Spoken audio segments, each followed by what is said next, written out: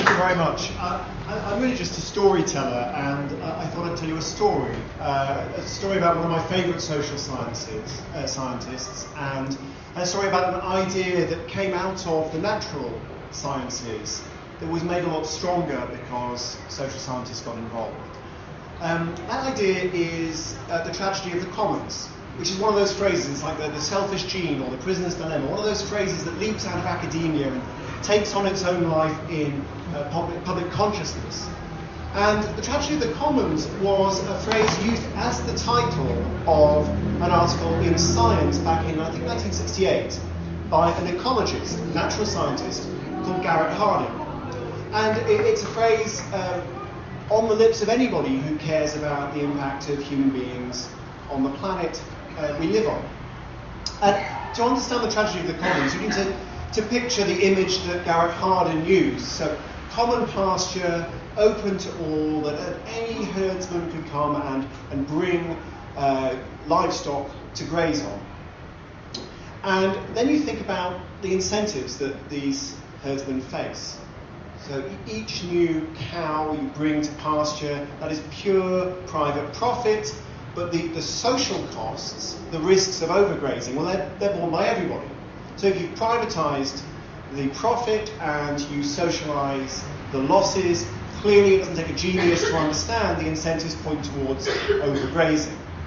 So that was the tragedy of the commons, and Garrett Hardin used the word tragedy in a particular way. He didn't mean something that was sad. He meant something that was inevitable.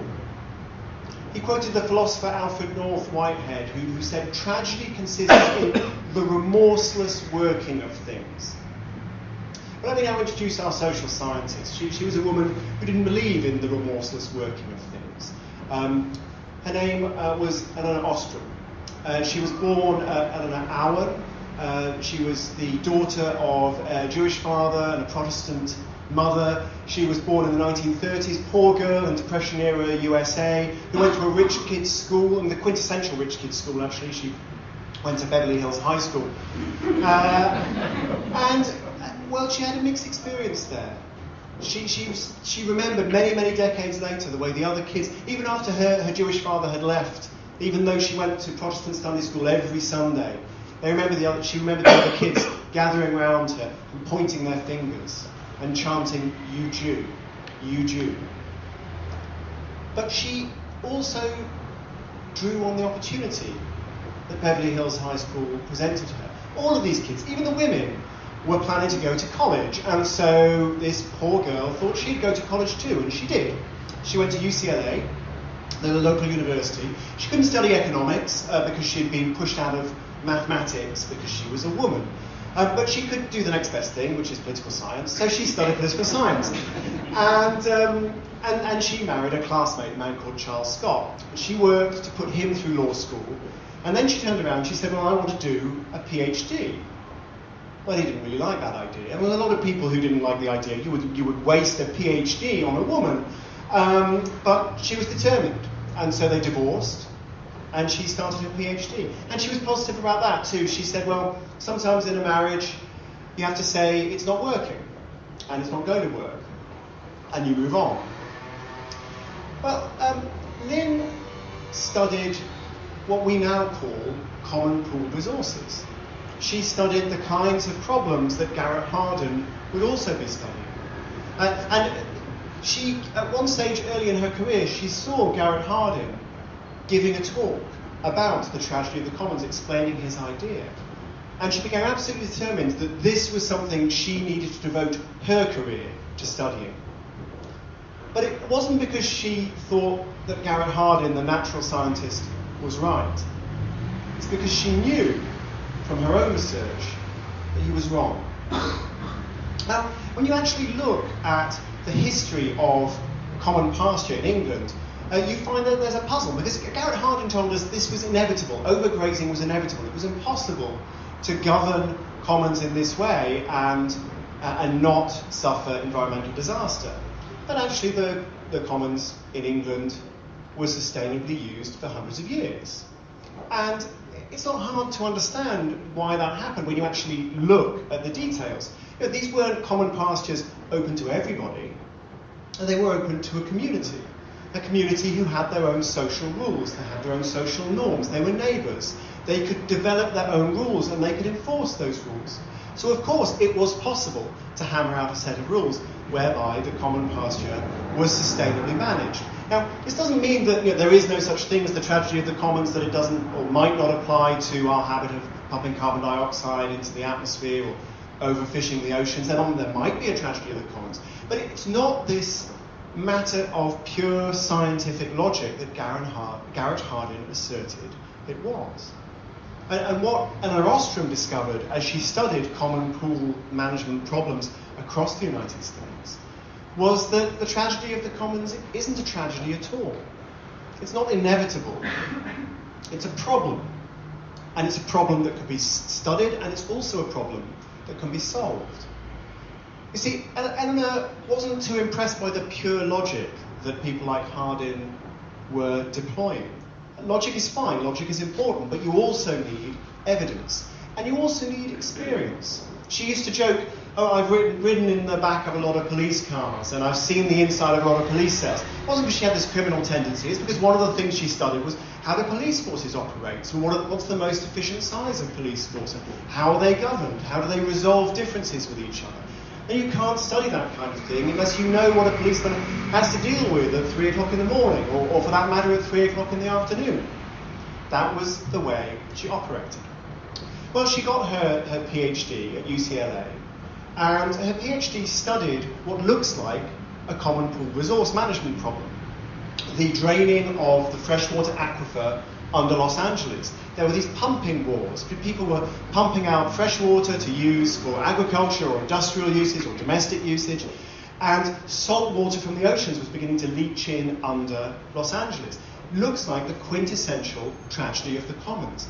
But if you actually look at what happened rather than the pure logic of the situation, you discover, as Lynn Ostrom did, well, that people figured it out. They got together. There were frictions, there were conflicts, but the people who were involved in these pumping races hammered out their own messy sets of rules, and those rules worked. And what's more, there were other common pool resources being governed across the United States, indeed across the world, some of which worked, some of which didn't. And that was a subject worth studying, rather than simply theorising about in a mathematical way.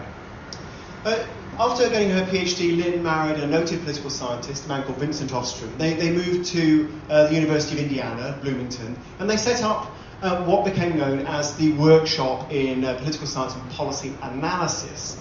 Well, why workshop? It's an odd word. Why would you call it a workshop, not a centre or a department or a school? I mean, it's partly a little bit of sort of academic sort of quick step.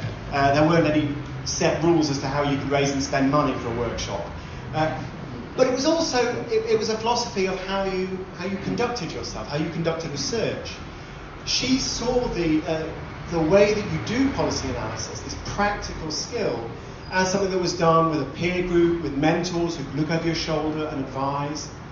She was possibly influenced by the fact that she and Vincent made their own furniture. And they saw this very much as this collective endeavour. And the workshop sounds like an amazing place. People bring guitars in and play folk music, that kind of place.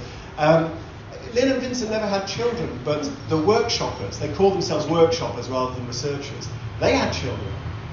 And their children used to call Lynn Grandma. And Lynn had a concern. What she noticed was that scientists and social scientists across the world were studying these common pool resources. They were being studied by anthropologists, they were being studied by regional experts, by geographers, ecologists, botanists, even economists were looking at them. And all of these case studies were sitting in silos. People didn't have the incentive to talk to each other, to cooperate with each other, and to discuss what they'd learned, and they also didn't have a common language. And so that was one of the meta-academic problems that Lynn set out to solve. She put some workshoppers on the task, she put together a library of these different case studies, and she developed a framework that would help social scientists and scientists talk across the disciplines to each other. Because she saw academic study itself as a kind of common pool resource.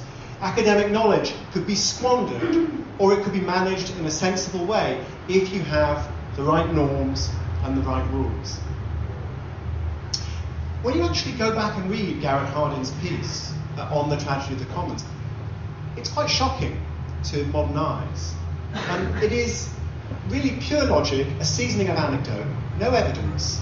And he's not offering a little model you might use to think about environmental problems. He's offering policy conclusions, strong policy conclusions, based on no social science and no evidence. And they weren't lurking away in the footnotes. They were section heads. Section heads such as, freedom to breed is intolerable. And he was concerned about population. He thought population growth was the ultimate tragedy, the tragedy for which all tragedies of the commons emerged. And he later weighed in on the debate as to whether we should send aid to Ethiopia. There was a terrible famine in Ethiopia. And he said, no, you can't do that. You're only going to make the real problem worse. The real problem being too many people. And when he was challenged about that, he said, there's nothing so dangerous as a shallow-thinking, soft-hearted person. That kind of person can cause a lot of trouble. But it seems to me that the shallow thinker here was Garrett Hardin. He diagnosed an important environmental issue. I mean, Lord knows we know the environment is a key issue. But then he'd gone way off the mark in the true nature of the problem and in the true nature of the solutions. He was a trained biologist, and early in his career he'd actually worked on the problem of trying to make algae edible to human beings, use it as a source of food. And he gave up. And the reason he gave up wasn't because he thought it couldn't be done, it's because he thought it was pointless. It would only put off the inevitable doom of humanity another couple of years. Well, Lynn Ostrom, I think, was a more positive person. She saw solutions as well as problems.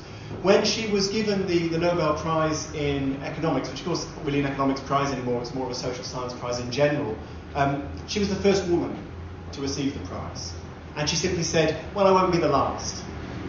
And even a couple of years later, 2011, when she was diagnosed with pancreatic cancer, she kept working, she kept travelling, she kept teaching, she kept learning. When she died in the summer of 2012, she was working on annotating a student's PhD thesis. She got halfway through. It was open on the table beside her bed. And her husband Vincent died a couple of weeks later. Garrett Hardin and his wife also died at the same time. After nearly 60 years of marriage and suffering terribly poor health, they killed themselves. Garrett, perhaps oddly for a person who thought that overpopulation was the greatest challenge humanity faced, left 4 children behind him.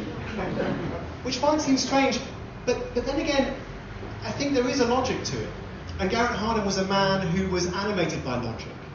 Yet he lived the way he died, a passionate believer in the remorseless working of things. There was just one thing missing from Garrett Hardin. Great scientist, an amazing communicator, just wasn't interested enough in social science. Thank you very much.